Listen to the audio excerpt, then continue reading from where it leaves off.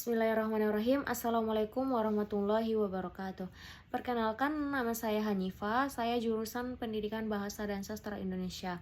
Saya mahasiswa PPG calon guru tahun 2026 di Universitas PGRI Sumatera Barat. Pada saat ini saya akan mempresentasikan tugas saya, yaitu mata kuliah PSE Pembelajaran Sosial Emosional pada topik 2, yaitu di bagian 2.D. Di sini saya akan merangkum tugas yang telah saya buat, yaitu 2.1, 2.2, dan 2.3. Berikut ini penjelasannya. Sebelum saya menjelaskannya, saya akan terlebih dahulu. PSE di sini adalah proses belajar untuk mengenali diri, mengenali emosi, dan empati terhadap orang lain, serta bertanggung jawab. PSE di sini adalah bukan hanya untuk mengenali diri saja atau mengenali diri siswa, tetapi di sini tujuan PSE ini adalah untuk menciptakan lingkungan belajar yang sehat secara psikologis, baik bagi siswa maupun bagi guru. Adapun rangkuman pada 2.1 yaitu menanyakan pengalaman ketika duduk di bangku sekolah. Jadi saya mengambil pengalaman saya waktu SMA. Saya SMA-nya di SMA Pembangunan Laboratorium UNP. Yang saya banggakan dari SMA tersebut karena disiplinnya yang tinggi, kemudian komitmen guru dan lingkungan budayanya yang bagus. Kenapa saya mengatakan seperti itu? Karena saya mengalami sendiri bahwasanya kami masuk jam 6.45, kemudian setiap siswa itu diberikan kartu kuning. Jadi setiap siswa yang terlambat siswa itu akan mencatat di buku atau di kartu kuning tersebut. Misalnya ada siswa yang telat 6.50, maka dia akan menulis karena telat 5 menit. 6.45 tenteng, semua siswa sudah masuk ke dalam, baik siswa maupun guru. Bukan hanya siswa saja, tetapi guru juga dituntut harus masuk tepat waktu juga ke dalam kelas. Kemudian bukan hanya disiplin saja yang saya banggakan dari sekolah saya, yaitu komitmen guru. Selama saya SMA di SMA Pembangunan, jarang guru memiliki jam kosong. Pasti setiap guru itu masuk. Misalnya kalau ada kendala atau ada kesibukan guru yang darurat, baru minta izin. Selama saya SMA di sana jarang saya mengalami jam kosong. Selain itu, yang saya banggakan dari SMA saya yaitu sekolah Adiwiyata. Jadi sekolah SMA Pembangunan Laboratorium ketika saya SMA itu mendapat juara 1 di tingkat provinsi karena sekolah Adiwiyata dan bersih, asri, dan itu yang saya banggakan. Kemudian setelah itu, ketika saya juga SMA di sana jarang terjadi konflik baik antara guru maupun antara siswa. Bukan hanya itu saja, sesama guru saling menasehati dan merangkul siswanya agar menjadi anak yang lebih baik lagi.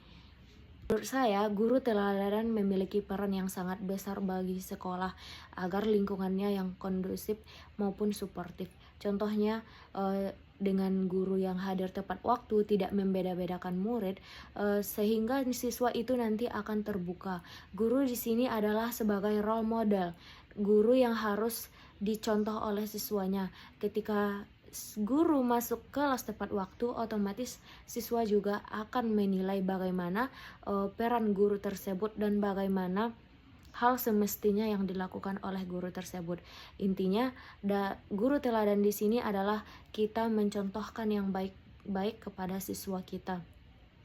Tidak mungkin ketika kita belajar di dalam kelas kita sering marah-marah, emosi tanpa mengendalikan emosi kita. Otomatis siswa tersebut juga nanti akan mudah emosi juga, marah-marah terhadap temannya. Oleh karena itu semuanya berasal dari gurunya. Bagaimana gurunya itu adalah cerminan bagi siswanya. Baik, pada topik selanjutnya atau topik 2 saya akan menjelaskan tentang EMC kuadrat. E di sini adalah empati. Empati di sini adalah bagaimana cara saya sebagai pendidik memposisikan diri sebagai orang lain. Contohnya, saya sebagai guru bahasa Indonesia, tentu saja saya harus memikirkan, memahami perasaan siswa saya. Contohnya, ketika pelajaran bahasa Indonesia setelah dilakukannya olahraga, ketika siswa masuk mereka sangat kelelahan, capek, nafas terengah-engah. Saya sebagai guru bahasa Indonesia tidak memaksakan kehendak saya memberikan materi yang berat kepada siswa karena sebelumnya mereka olahraga. Disinilah muncul rasa empati saya terhadap mereka. Langkah yang saya lakukan adalah saya memberikan materi ringan kepada mereka, diskusi kecil-kecilan agar mereka merasa bahwa saya juga memikirkan atau merasakan apa yang dirasakan oleh siswa saya. Selanjutnya yaitu mindfulness. Mindfulness di sini adalah kesadaran penuh. Saya menyadari bahwa mindfulness ini adalah kesadaran untuk hadir baik secara fisik, emosi maupun pikiran untuk menciptakan ruangan yang kondusif maupun nyaman. Contohnya, ketika pelajaran bahasa Indonesia dimulai, yaitu memulai bab baru, misalnya tentang teks puisi, saya menyuruh siswa untuk anak-anak silahkan letakkan pena, letakkan bukunya di atas meja. Sekarang duduklah dengan rileks, dengan santai, sebagaimana nyaman menurut Ananda. Tarik nafas dalam-dalam, hembuskan secara perlahan, tenanglah dan rileks. Selanjutnya itu compassion. Compassion di sini adalah belas kasih. Jadi belas kasih di sini adalah guru bukan hanya memiliki rasa empati lebih daripada empati. Misalnya ketika ada siswa yang tidak mengerjakan tugas, guru tidak langsung memarahinya atau memberikan nilai 0, tetapi ajaklah siswa itu berbicara. Tanyakan apa yang dialami oleh siswa. Ternyata siswa yang tidak mengerjakan tugas tersebut, dia memiliki masalah dengan keluarganya. Kemudian tugas kita sebagai guru adalah memberikan tenggang waktu kepada siswa tersebut. Agar apa? Agar siswa ini tidak merasa tidak merasa bahwa gurunya tidak peduli terhadap dia. Oleh karena itu, kita sebagai guru harus memiliki rasa belas kasih terhadap siswa. Kita tidak boleh menjudge atau mencap siswa tersebut, kenapa kamu tidak mengerjakan tugas, padahal sudah saya katakan saya nilai 0. Nah, itu kata-kata yang tidak pantas kita lontarkan kepada siswa tersebut. Makanya kita sebagai guru haruslah memiliki rasa belas kasih terhadap siswa, mencari tahu sebenarnya apa yang dialami oleh siswa. Terkadang kita tidak mengetahui sebenarnya bahwa siswa ini memiliki masalah yang berat. Selanjutnya critical inquiry atau inquiry kritis. Jadi inquiry kritis ini adalah bagaimana cara kita menganalisis dan bagaimana cara kita berpikir terhadap persoalan-persoalan yang ada. Jangan kita langsung mempercayai tersebut. Contohnya, guru bahasa Indonesia memberikan 2 artikel kepada siswa. Artikel A tentang kemiskinan, kemudian yang artikel 2 tentang pembangunan ekonomi. Jadi di sini ketika guru memberikan artikel tersebut, siswa tidak boleh menerima begitu saja, tetapi harus mencari terlebih dahulu apakah baik itu melalui diksi maupun melalui fakta-fakta dan opini yang ada di dalam artikel tersebut. Dalam artian kita sebagai siswa dan guru memberikan tugas tidak boleh menerima begitu saja, tetapi harus diselektif apakah ini fakta atau bukan. Jadi jangan menerima saja. Disinilah fungsinya pentingnya kita harus berpikir kritis. Sebagai seorang mahasiswa calon guru profesional, bahwasanya PSE ini sangat penting sekali untuk kita terapkan. Kenapa?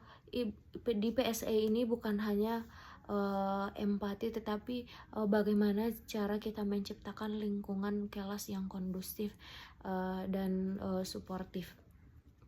Ketika kita mulai marah atau ada siswa yang memancing emosi kita, ingat kita harus bisa menggunakan tekniknya, menggunakan stop dengan cara mengambil nafas kemudian mengeluarkannya. Baik, adapun penerapan PSE ketika saya PPL di SMA 9 Negeri Padang, yaitu saya mengajar di kelas 11. Waktu itu saya mengajar teks tentang cerpen. Ketika saya masuk dan mulai mengajar, tentu saja banyak persoalan-persoalan yang saya rasakan, yaitu ketika mengkondisikan kelas, kemudian bagaimana caranya agar siswa ini duduk dengan rapi. Itu merupakan salah satu hal yang saya rasakan, bahwasanya ketika saya mengajar itu terkadang tidak sesuai dengan ekspektasi yang saya rasakan. Di situ saya harus berusaha untuk semaksimal mungkin tidak langsung marah-marah terhadap siswa, seperti mengeluarkan kata cepatlah, apa ini kita mau belajar. Tidak, saya berusaha untuk menahan itu.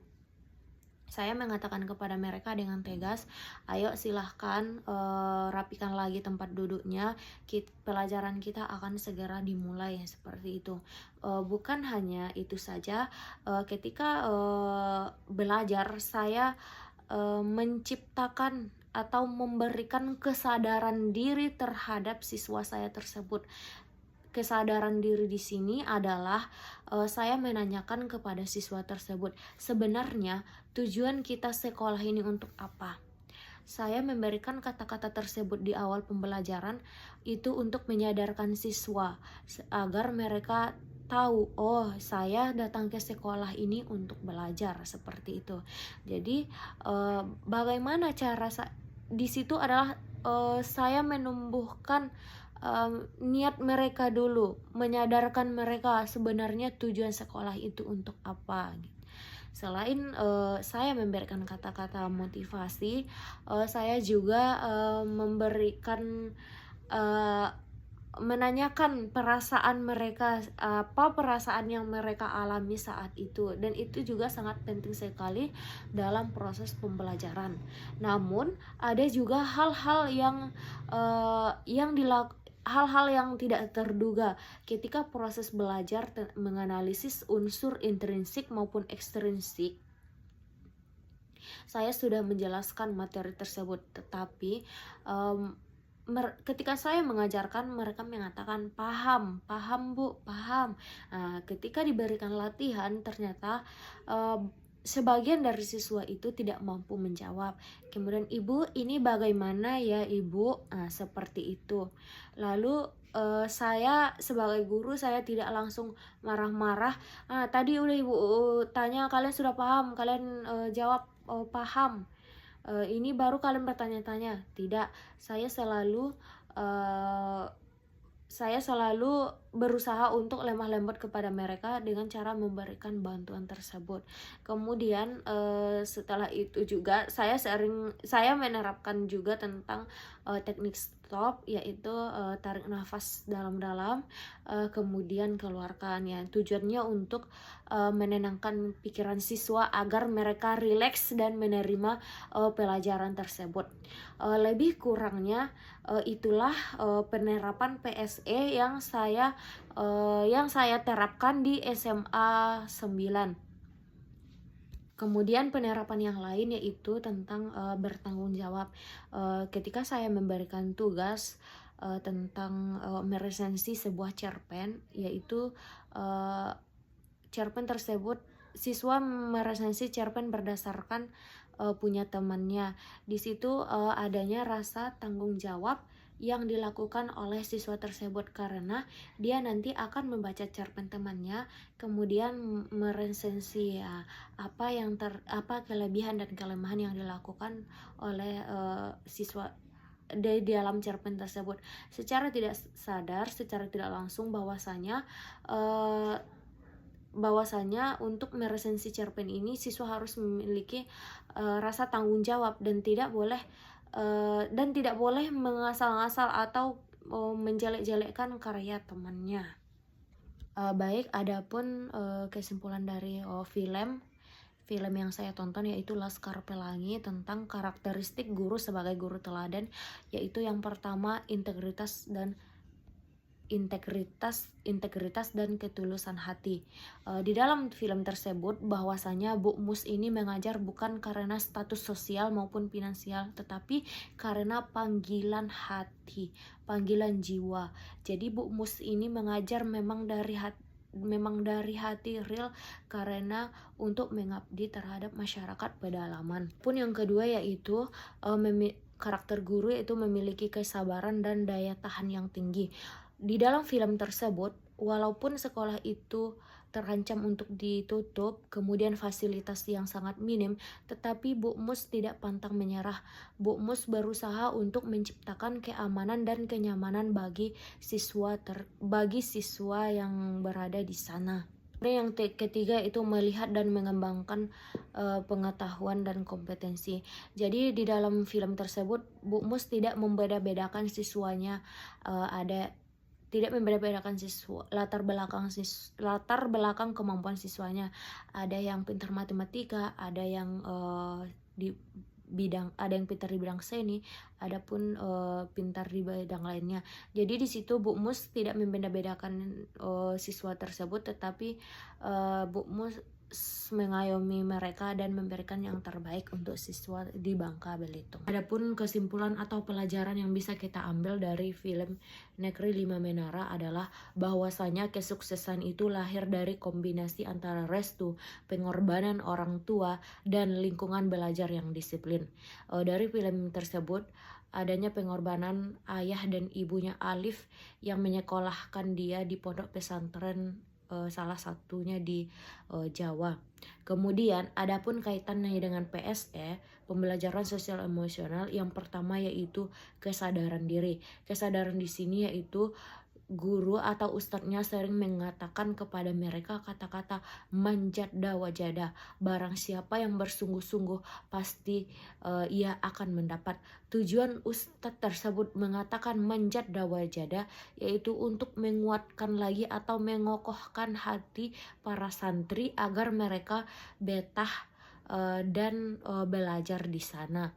Karena sama-sama kita ketahui bahwa rata-rata anak di sana yaitu merantau dari berbagai pulau di Indonesia. Adapun yang kedua yaitu manajemen diri.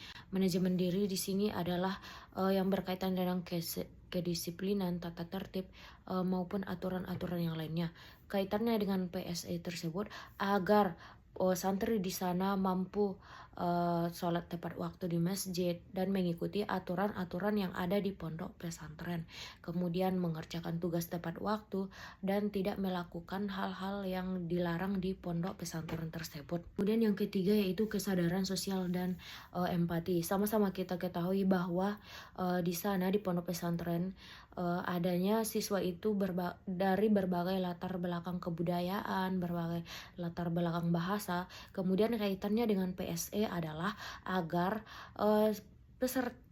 santri ini saling menghargai satu sama lain, dan guru juga di situ berperan untuk mengingatkan bahwasanya walaupun kita berbeda dari kalangan, berbeda bahasa, budaya dan semuanya di sana disatukan dan saling menghargai satu sama lain tanpa ada mengejek ataupun membenci teman-teman yang lain.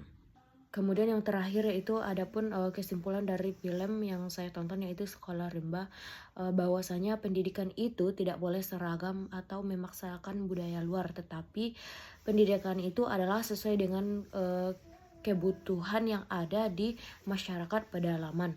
Perjuangan Butet Manarung untuk mengajari anak suku pedalaman membaca, menulis, mengajar berhitung, itu tujuannya itu bukan hanya sekedar untuk mencerdaskan akademis saja, tetapi lebih daripada itu, yaitu untuk bertahan diri dan agar tidak mudah dipengaruhi oleh pihak luar, karena pihak luar ini ingin merampas tanah suku pedalaman.